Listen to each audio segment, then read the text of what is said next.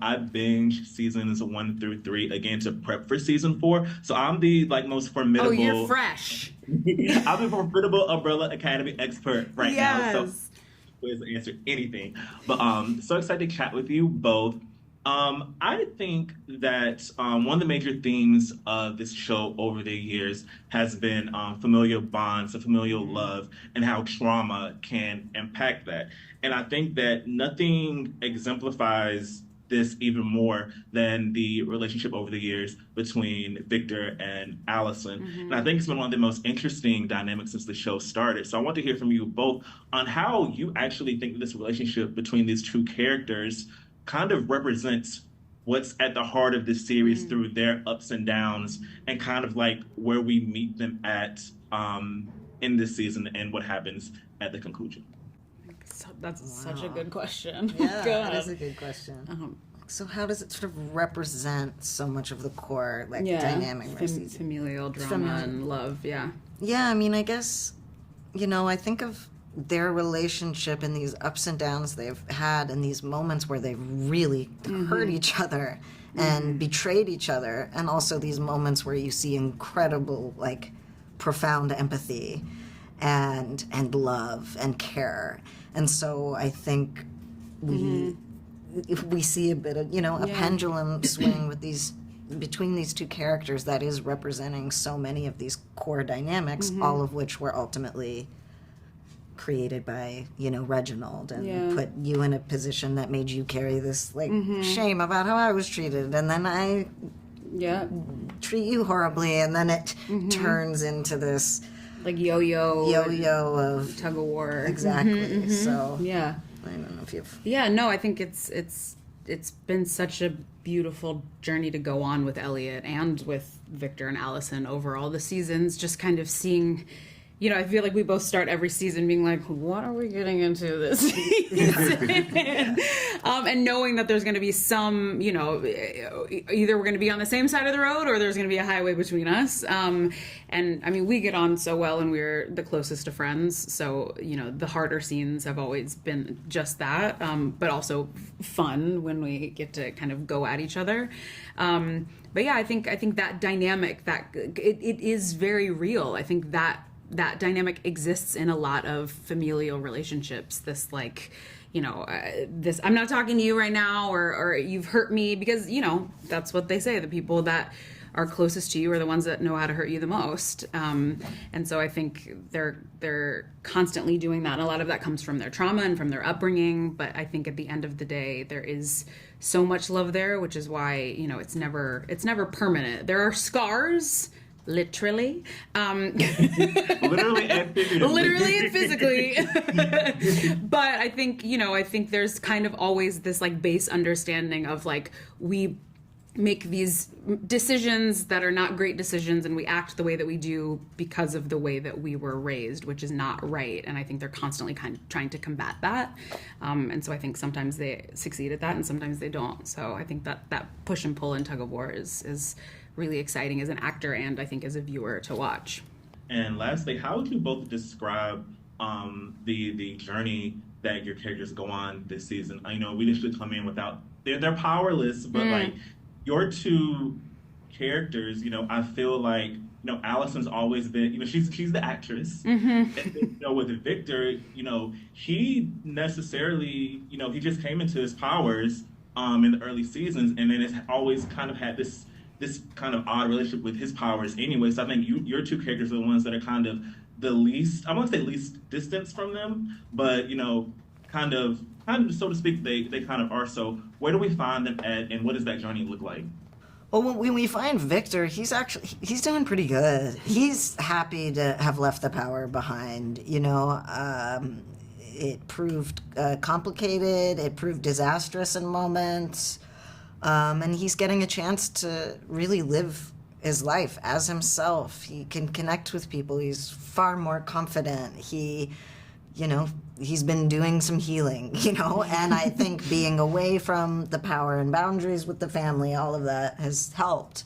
And I think what's cool about Victor is then, yes, when inevitably we do get our powers back, you do see his ability to control it more, to focus it more, because he has a better understanding of himself and his emotions. And but he still has got a fair amount of anger, which he does get the opportunity to express and confront, express certain things that he's been holding on to for a long time in this season. So that's a big part of his story this year. Oh, yeah, and I think for Allison, so much of her journey for the whole series is getting back to Claire and being the mom that she wants to be, and and a parent that she like she was never parented, and so it's really just beautiful to kind of see her sitting in her motherhood for the first time and raising a teenage daughter and having a relationship with Claire for the first time, played by the incredible Millie Davis. And yeah, I think so much of that is her trying to find this balance, because I think, unlike a lot of her siblings, Allison didn't have as much of a love-hate relationship with her power. I think because she understood it a little bit more and it benefited her a lot. And so I think, she won't admit it because nobody has their powers because of her. But I think, she's starting to get a little itchy. Yeah. Well, thank you both so much, and I hope you enjoy the rest of your day. Thank you so much. Thanks Nice so much. to see ya. I think that Diego and Ben kind of find themselves in similar situations this season, because they're both trying to gel and still figure out what do they look like in this timeline and what's out there for them, whether that's like job, whether that's like figuring out what family, both chosen family and their actual family, looks like. And I feel like they both kind of have common ground in that. So what do you think makes season 4 for your characters maybe different, when you think back of them in prior seasons? Their issues are more grown up now.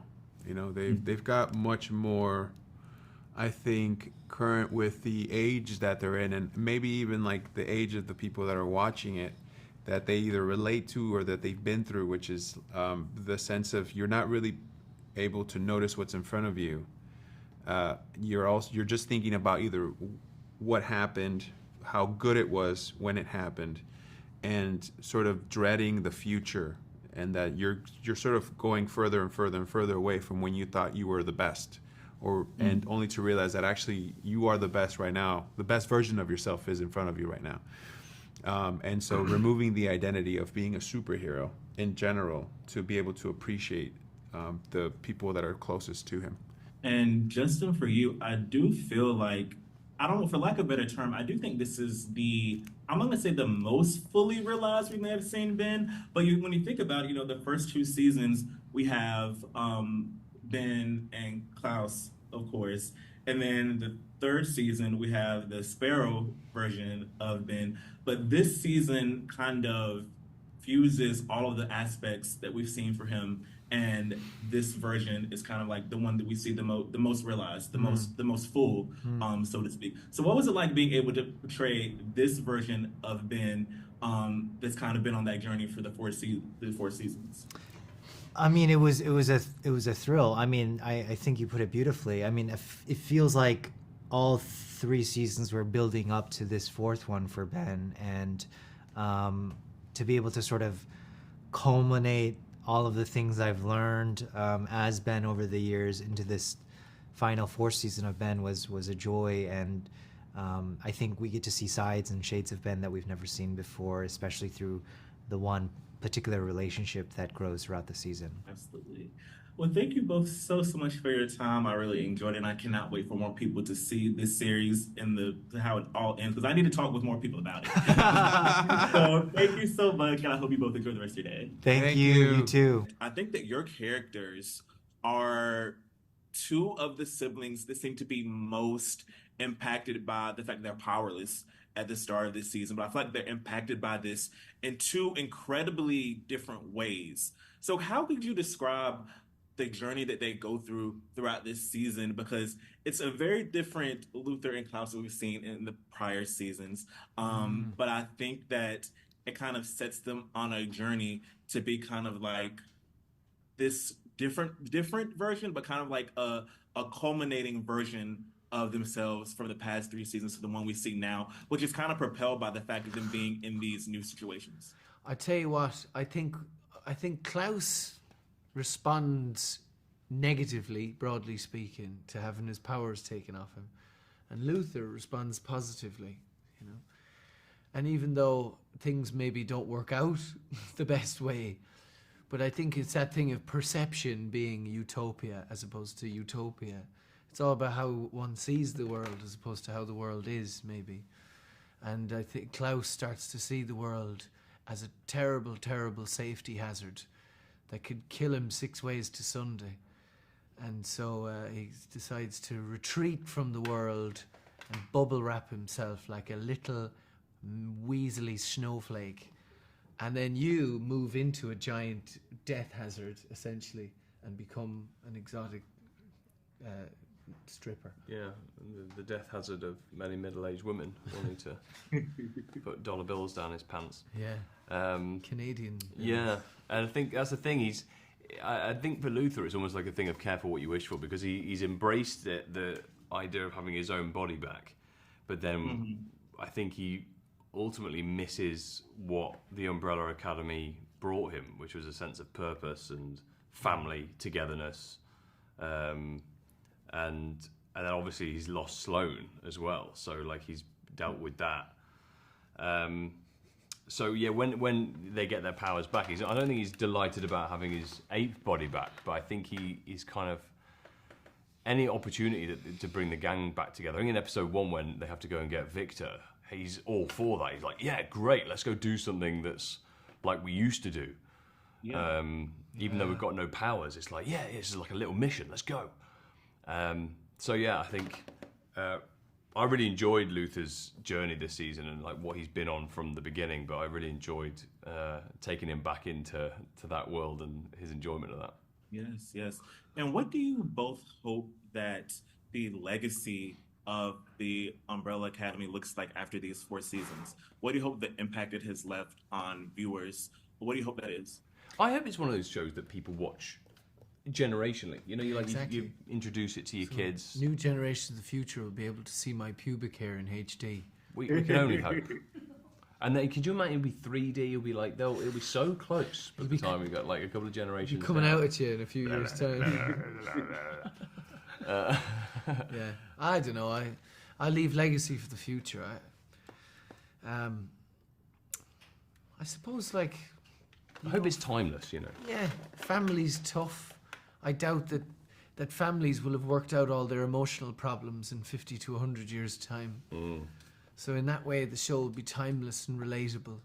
As long as it's a laugh, you know. Your characters are in very close proximity to each other this season and working together, of course. Ritu, I'll start with you first. Why do you think that they're able to connect so much more than the other characters? Because I was thinking how it does make sense how Lila's really the only one who kind of knows Five's experience of living through time and coming back, and other people may not necessarily experiencing that. So why do you think they're able to, gel so much together this season? Well, they both worked at the commission, so they've, they've had the same sort of training, and so I think she respects his intelligence. I think they click in that way that they can match each other's energy in that sort of respect. And she thinks everyone else is dumb. And Aidan, for you, I think it's such an interesting season for Five, because typically he's been the one who has been the most jaded, I think, because he's seen so much. But I feel like this season, slowly but surely, we kind of see those layers peel back a little bit more, and he has this emotional arc in this final season. So what was it like to kind of have this different aspect of the character than we've really not seen in the prior seasons? Yeah, that was really fun to play for me, because his whole life he's just, it's all a huge world ending, like that's the stakes for what he has to do on a day-to-day is save the world, try and save his family. And at the beginning of season 4, it all slows down for him, and he doesn't have that. The powers are less so a part of it for him. It's just that he's had to save the world his whole life, and he's never thought about who he is or how he sees himself as part of the world. So he feels very disassociated from everything else and without a purpose, which made the character arc of finding his purpose in life to be very gratifying as an actor to play that. I think it's really universal.